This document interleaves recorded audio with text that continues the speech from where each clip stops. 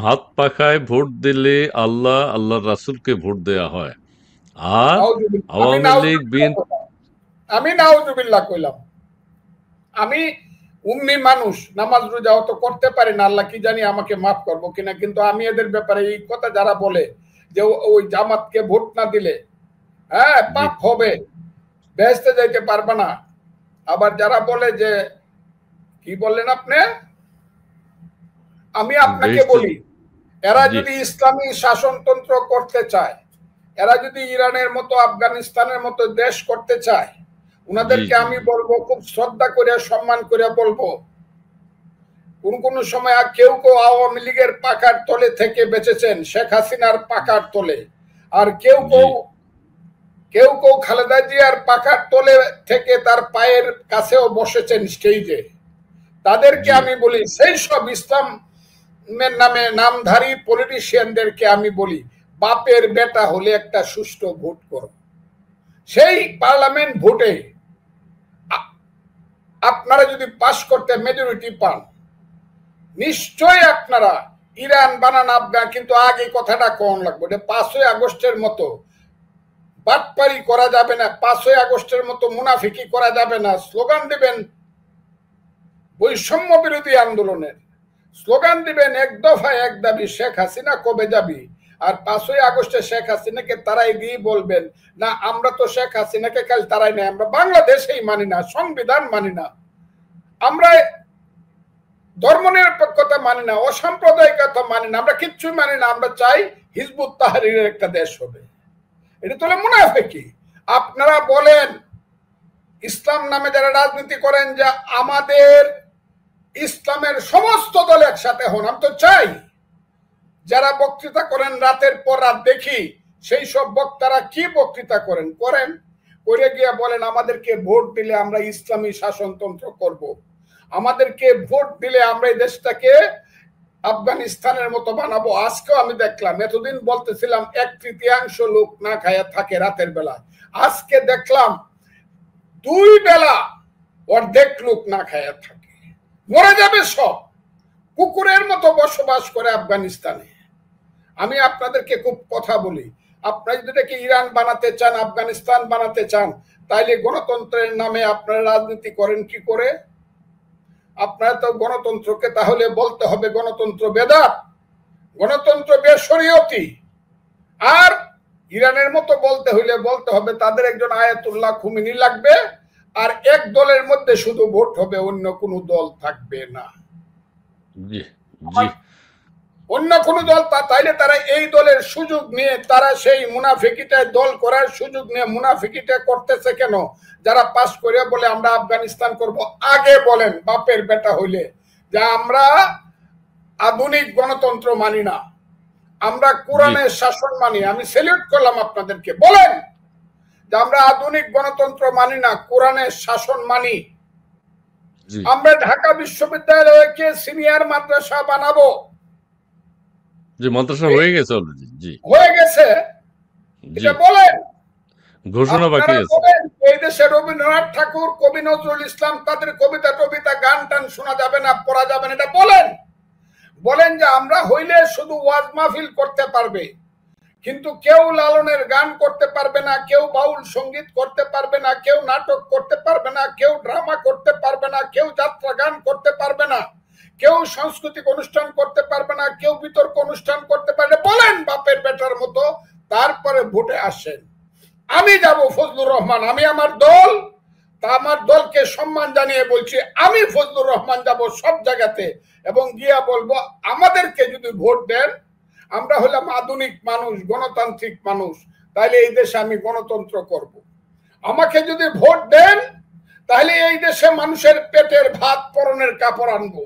আমাকে যদি ভোট দেন তাহলে বাজারে জিনিসপত্রের দাম কম থাকবে। আমাকে যদি ভোট দেন তাহলে বাংলাদেশের শিক্ষিত ছেলেরা শিক্ষা শেষে চাকরি পাবে। আমাকে যদি ভোট দেন তাহলে এই দেশের সাধারণ মানুষের সন্তানেরা বিদেশে কর্মসংস্থান করতে দিতে হলে তাদের টাকা দিতে হবে, কিন্তু সেই টাকাটা আদম ব্যাপারীর টাকা না, নির্দিষ্ট একটা ফি দিতে হবে। আমাকে যদি ভোট দেন এই দেশে ধর্ম নিরপেক্ষতা হবে, সুস্পষ্ট কইলাম। এই দেশে হিন্দু মুসলমান, বুদ্ধ কি খ্রিস্টান, তাদের মধ্যে রাজনীতিতে কোনো ভেদাভেদ থাকবে না। চাউলের দাম হিন্দুর জন্য যা হবে মুসলমানের জন্য তা হবে, ধানের দাম যা হবে তাই হবে, ভোটের দাম হিন্দু যেমন হবে মুসলমানও তাই হবে। আমার দেশে শুধু আসসালাতু খায়রুম মিনান নাওম বলার সঙ্গে সঙ্গে মুসলমান মসজিদে যাবে, নামাজ পড়বে।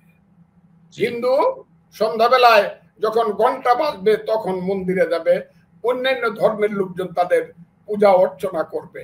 কিন্তু রাজনীতিতে যখন আসবো, সমাজে যখন আসবো, তখন প্রত্যেককেই বলতে হবে, শোনো হে মানুষ ভাই, সবার উপরে মানুষ সত্য, তার উপরে নাই। সেই কথা বলে বাংলাদেশে আমি রাজনীতি করতে চাই। হিন্দু নয়, ওরা মুসলিম। জিজ্ঞাসে কোন জন কান্ডারি বলো ডুবিছে মানব সন্তান আমার মার। এই কথাটা আমি জনসভায় বলবো, আমার প্রচার পত্রে বলবো, আমার ইলেকশনের ম্যানিফেস্টোতে বলবো, খুব ক্লিয়ার। আর বলবো কি, আমি ৭১ চাই। কি বলবো আমি ৭১ চাই। ৭১ এই প্রকৃত মুক্তিযুদ্ধ ছিল। সেই ৭১ আনার জন্য শত শত বছর যাবৎ বাংলার মুসলমান মায়েরা নামাজ পড়ে খোদার কাছে প্রার্থনা করেছে, হে খোদা আমাদেরকে এমন এক অমৃতের সন্তান দাও যে সন্তান আমাদেরকে বিদেশিদের অত্যাচার থেকে মুক্তি দেবে।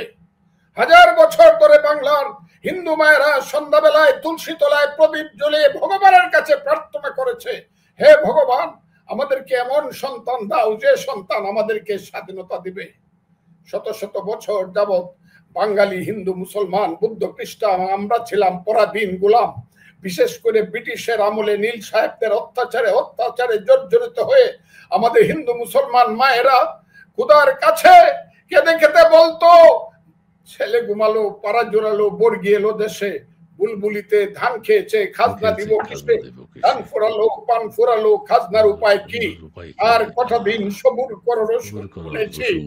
সেই যে বাংলার স্বাধীনতার জন্য যুদ্ধ গিয়েছিল তিতুমির হাজী শরীয়তুল্লাহ, যুদ্ধে গিয়েছিল ময়মনসিংহ শেরপুরের ছেলে ফকির মজনু শাহ, যুদ্ধে গিয়েছিল দেশ থেকে বিদেশে আমরা যাদেরকে হিন্দু বলি ভারতের শ্রেষ্ঠ সন্তানদের একজন, যিনি আজাদ হিন্দ ফৌজ গঠন করে দ্বিতীয় মহাযুদ্ধে যুদ্ধ করেছিল ভারত বাংলার স্বাধীনতার জন্য। সেই যুদ্ধ করতে করতে জীবন দিয়েছিল ক্ষুদিরাম সূর্য সেনের মতো দেশপ্রেমিকেরা। আর আমাদের রাজনৈতিক নেতারা সারা জীবন বাংলার মানুষের মুক্তির জন্য সংগ্রাম করেছে। শেরে বাংলা একে ফজলুল হক, হুসেন শহীদ সোহরাওয়ার্দী, শরৎ বোস, মৌলানা আব্দুল হামিদ খান ভাসানী, বঙ্গবন্ধু শেখ মুজিবুর রহমান। আর যুদ্ধ যখন শুরু হলো তখন সামরিক নেতৃত্ব দিয়েছে জেনারেল এমএজি উসমানী, সামরিক নেতৃত্ব দিয়েছে major Zia I do hereby declare the independence of Bangladesh, সামরিক নেতৃত্ব দিয়েছে পরবর্তী সময়ে ১ number sector commander Rafiqul Islam, ২ number sector commander Khaled Musharraf, পরবর্তী সময়ে Haider, ৩ number sector commander major Shafiullah, ৪ number sector commander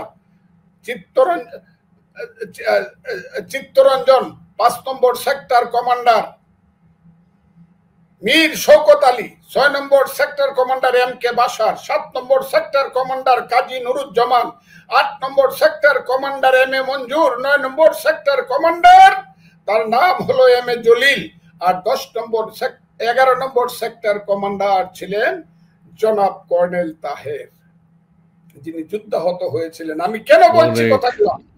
আর মুক্তিযুদ্ধে বেসামরিক নেতৃত্ব দিয়েছিল মুজিবনগর সরকার, যার নেতা ছিল সৈয়দ নজরুল এবং তাজউদ্দিনেরা, মনসুর আলী, কামরুজ্জামানেরা। আমি এই কথা বলে ভোট চাইব। যদি তাদেরকে ভোট দেয় তারা ইসলামিক শাসনতন্ত্র করবে, ইসলামিক দেশ চালাবে। আর আমাকে যদি ভোট দেয় আমি আধুনিক দেশ করব।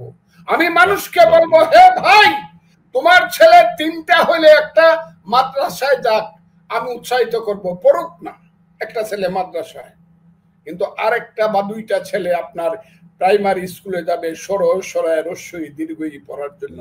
এই ছেলেটি পড়বে পাখি সব করে ব্রাতি পোহালো, কারণে কুসুম কলি ফুটিল, রাখাল গরুর পাল লয়ে যায় মাঠে।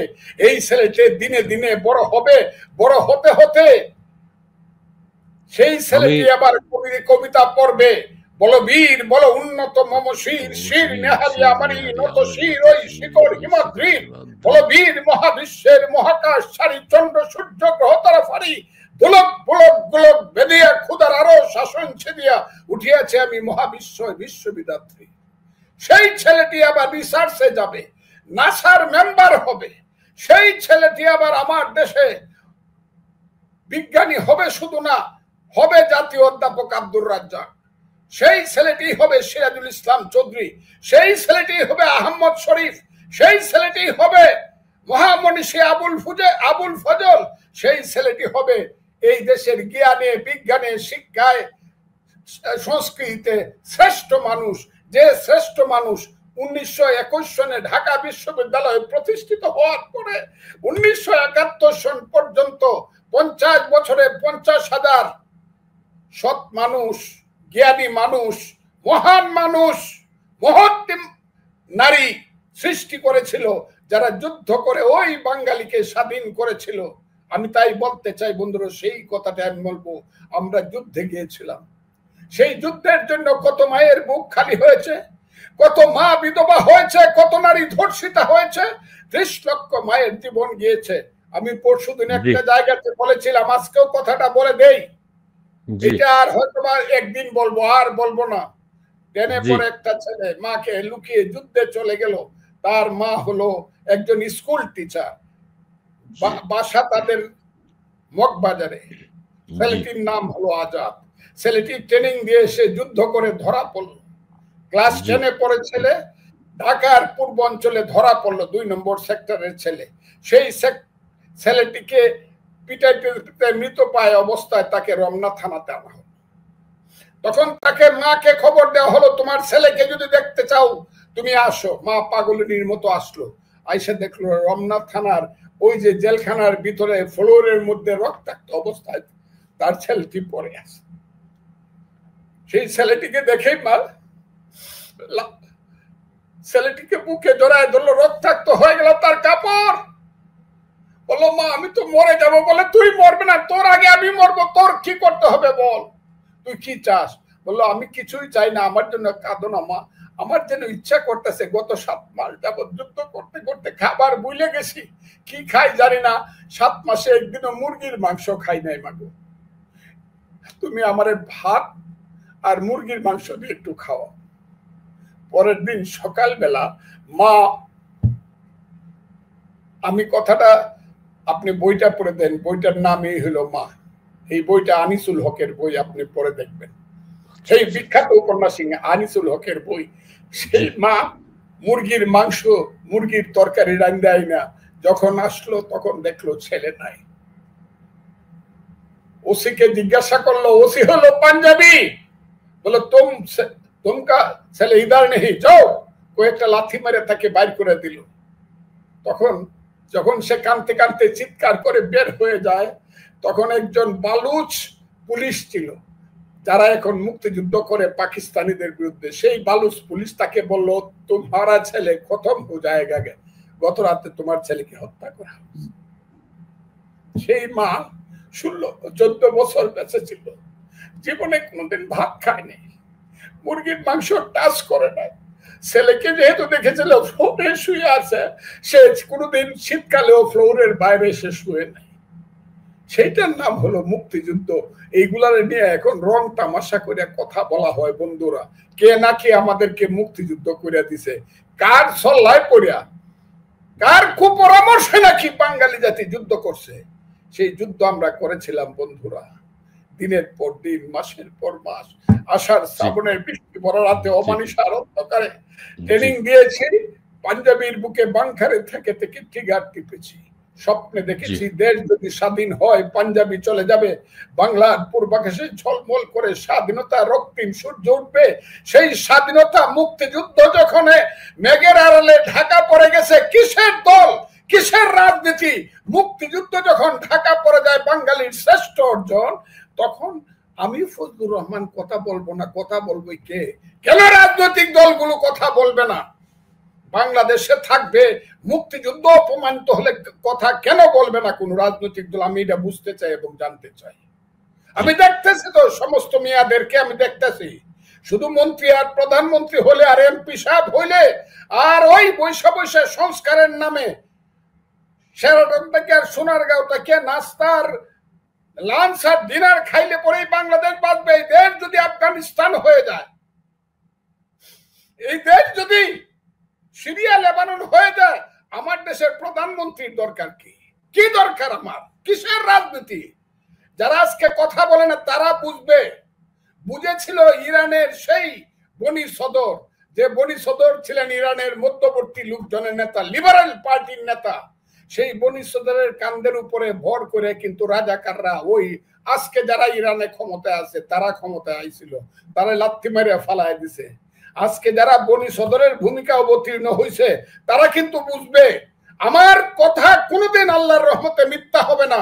কারণ আমার রাজনৈতিক বয়স হইল 61 বছর, আমি 61 বছর যাবৎ রাজনীতি করি, আমার অভিজ্ঞতা আল্লাহর রহমতে ভুল হবে না।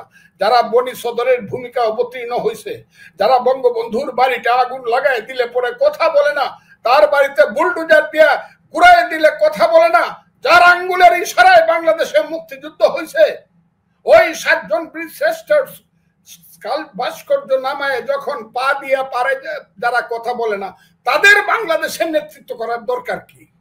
কি দরকার? দরকার নাই তো। এই দেশ আগে স্বীকার করতে হবে এটা বাংলাদেশ। এই বাংলাদেশ যে পাকিস্তান থেকে বাংলাদেশ হয়েছে, এর জন্য একটা মুক্তিযুদ্ধ হয়েছিল, এটা স্বীকার করতে হবে। এর জন্য 30 লাখ লোক মরছিল, এটার জন্য স্বীকার করতে হবে। এর জন্য শত শত বছর যাবৎ বাঙালির পূর্বপুরুষেরা যুদ্ধ করেছিল, এটা স্বীকার করতে হবে। তারপরে 72 সনে শেখ মুজিবুর রহমান ভুল করছিল, বাকশাল করিয়া ফেসিস্ট হয়েছিল, জিয়াউর রহমান সাহেব এই করছিল, এরশাদ সাহেব স্বৈরাচার করছিল, শেখ হাসিনা ফেসিজম করছিল, 100 বার কও। কিন্তু বাপ মানো না, মা মানো না তুমি। মুক্তিযুদ্ধ তো আমার মা, মুক্তিযুদ্ধের পেট চিরে তো বাংলাদেশ। মুক্তিযুদ্ধ না হলে বাংলাদেশ হইতো। মাকে মানো না, তুমি তো কুসন্তান। সেই কুসন্তানেরা এখন বাংলাদেশে নেতৃত্ব করতেছে। কালকেও দেখলাম একটা কুসন্তান। এইগুলারে মানুষ ব্যাগ বুঝা বওয়ার জন্য নেওয়ার কথা নয়, এরা মন্ত্রী হয়ে বসে আছে। ব্যাগ বুঝা বইতে পারবো না মানুষের। এই কুসন্তানেরা বলে যে বাংলাদেশ নাকি চক্রান্তের মাধ্যমে সৃষ্টি হয়েছে। ছি ছি,